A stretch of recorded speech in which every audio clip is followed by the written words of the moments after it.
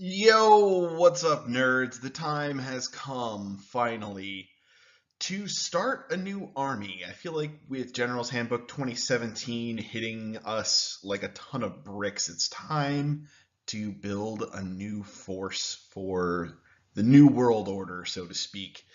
So, some rules before we get started to try and make this decision.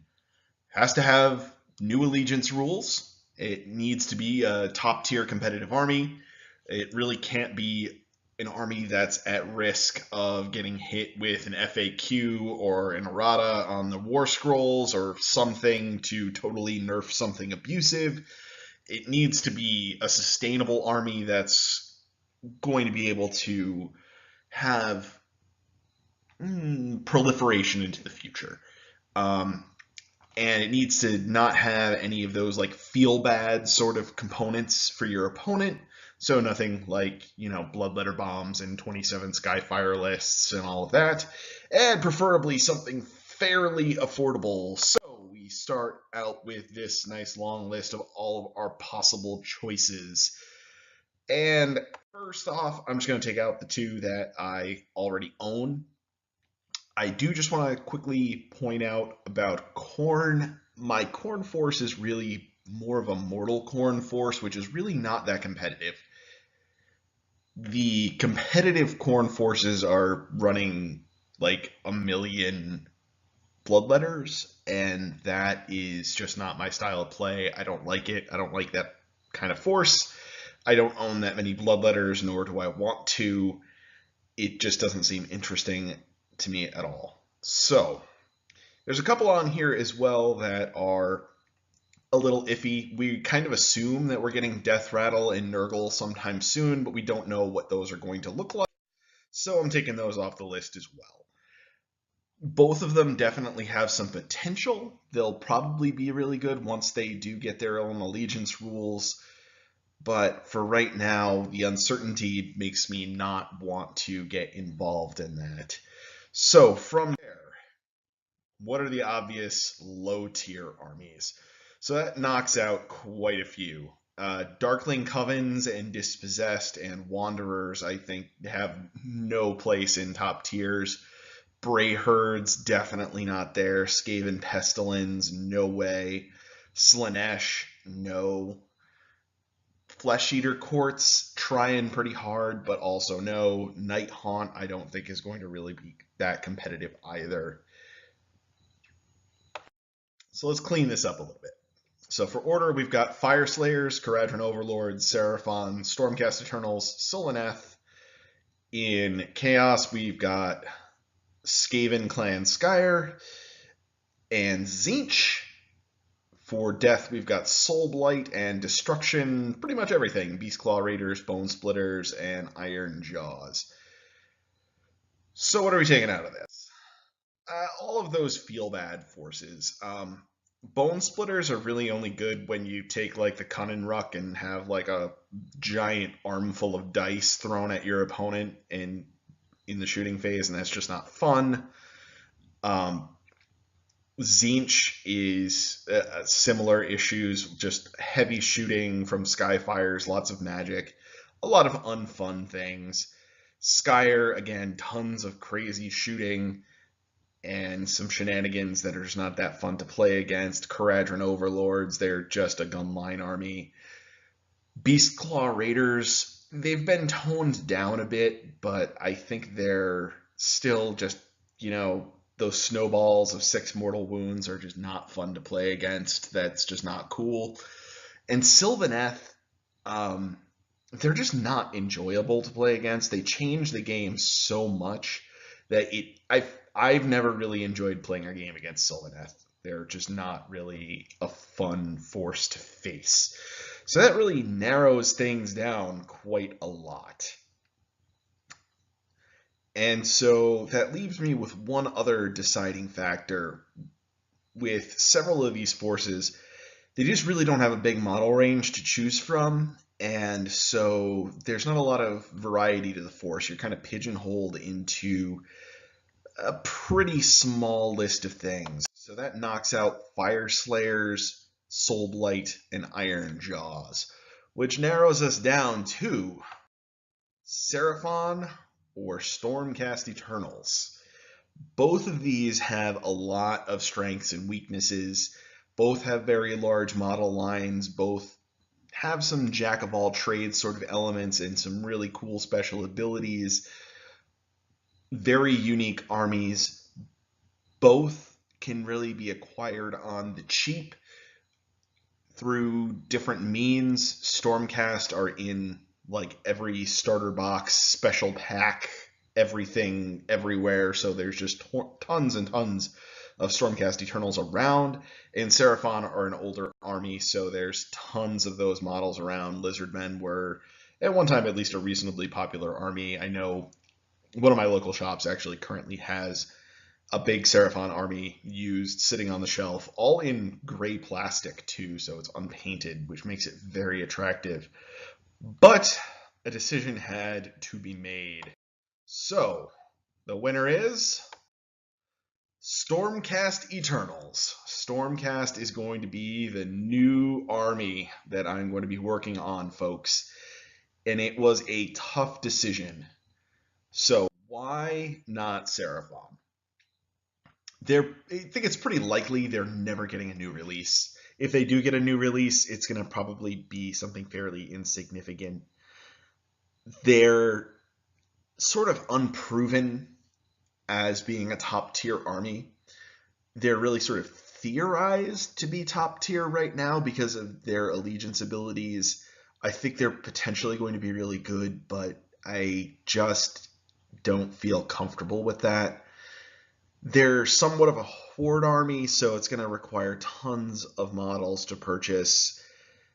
And it's a really large model range, and I'm not sure that there's really a lot of playtesting out there to really give you good ideas of what good lists actually look like.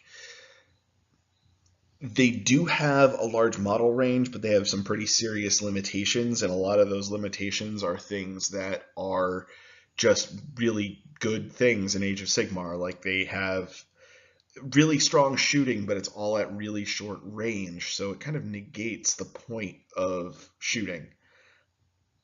They do have chameleon skinks, which are really strong.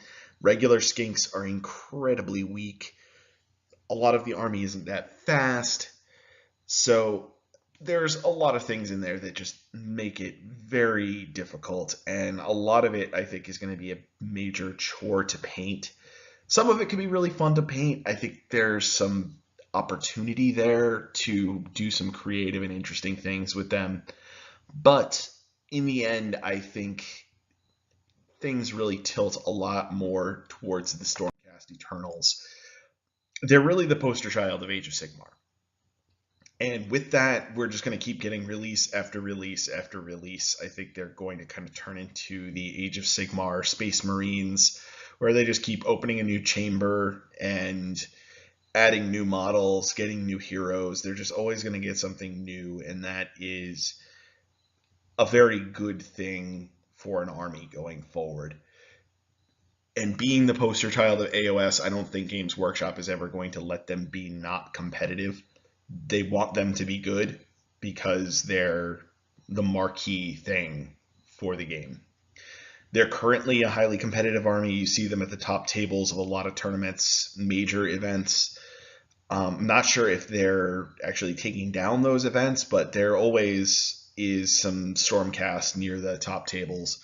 So it's a very consistently strong army, and it doesn't really require any sort of cheesy sort of strategies or any I don't know, gimmicky sort of strategies like the Bloodletter Bomb, for example, or the various different things you could do with Sail previously. It's not doing anything dumb, it's just a strong army with strong abilities. So it's really also not that at risk of anything getting nerfed really hard because it's just a good army. That's basically the point, is it's just good. And it's easy to get access to lots of cheap models. It's now an incredibly diverse force. Now that they just keep adding to it and adding to it and adding to it, there's just so much to choose from there. And it's gotten to the point now where Stormcast Eternals now feel like what the quote unquote old Free People kind of was like, where you had a tremendous amount of selection for your heroes, for your cavalry, for some flying units, some shooting units, a little bit of everything is really kind of the point. And Stormcast is kind of an elite version of what Free People used to be. And I think Free People kind of got their legs knocked out from under them with the General's Handbook 2017. I'm definitely going to be making a strong effort to make them be reasonably competitive, but I don't think they're going to be more than maybe a tier 2 army. They're an army to play for fun more than because they're really strong. So that is kind of where I'm at here. I think Stormcast now is kind of filling in the shoes of what the Free People were to me before General's Handbook 2017. And I'll definitely be building forces that are reflective of that, I think. I really like that you can build a pretty well-rounded, balanced Stormcast force, and they have really strong special abilities with, being able to deploy in the Celestial Realm and just teleport down at will. Really powerful, and really excited to get into a new army. I've got plans. Big thing is I'm actually going to buy the book before I start buying models. I actually tried to go buy the book today, and the shop that I stopped at didn't have it. It had the old Stormcast book, which was not that exciting. So the plan is to really get to know the army, get the theory hammer and the math hammer down on it, really understand it, and slowly build the army around competitive lists, build and practice for tournaments, and also take it an opportunity to have some fun and get some higher level paint jobs onto models. It's a more elite force, so you can really take a lot more time with individual models. I was really starting to do that with my Khorne force as well. Some of those units were starting to get pretty nice paint jobs on them. And I'm definitely going to be transferring a lot of those skills over to the Stormcast. The paint scheme that I've come up with for them, I really like a lot. It's going to give me a lot of opportunity to try new colors and techniques. Just to sort of give you a preview, I am sort of tagging on the thought that a lot of other people have had, is sort of giving them a bit of a Bretonnian kind of feel. But mainly I'm going to be leaning on not specifically the Bretonnian aesthetic, but more so that each of the individual Stormcast Eternals is from somewhere, and they are some unique individual from somewhere in the past. And I'm going to be incorporating that idea into their armor and their heraldry on their shields and cloaks and all of that. So to make each one individual, much like each Bretonnian knight is an individual, and sort of representing where they come from. So that's the idea that I'm going with, so that I can experiment, try some new colors, do some interesting things. I think it'll be a nice, unique looking force. It'll still have the classic gold armor, but with some unique flair to it to kind of make it my own. I don't really like any of the standard sort of looks of the Stormcast. It just kind of bores me. So I think this is going to be a really interesting opportunity to just experiment and do cool stuff with models. They're really nice models to just kind of go to town on. There's some really nice cloaks, some really nice big flat spaces on shields and things like that, and armor plates that we can do a lot of interesting things with. So I think the painting's going to be fun. I'm excited for that. I've actually got a few models started already from Silver Tower that I kind of started with that idea in mind. One of the things that I'm also leaning towards is doing head swaps on all of them so that they're all humans without their helmets on. So that is a possibility, not 100% decided on that yet. That would require a lot of head bits from a lot of different places, and I don't know if I necessarily want to try and harvest all of that. But it would definitely go towards making them feel unique and interesting and not just faceless, nameless guys, which is kind of what I'm trying to go for, is that they're all unique individuals. Anyway, so new series coming on Stormcast Eternals, obviously, as I start learning the army and getting everything together, starting to build a force. You guys can learn along with me. So definitely excited for it.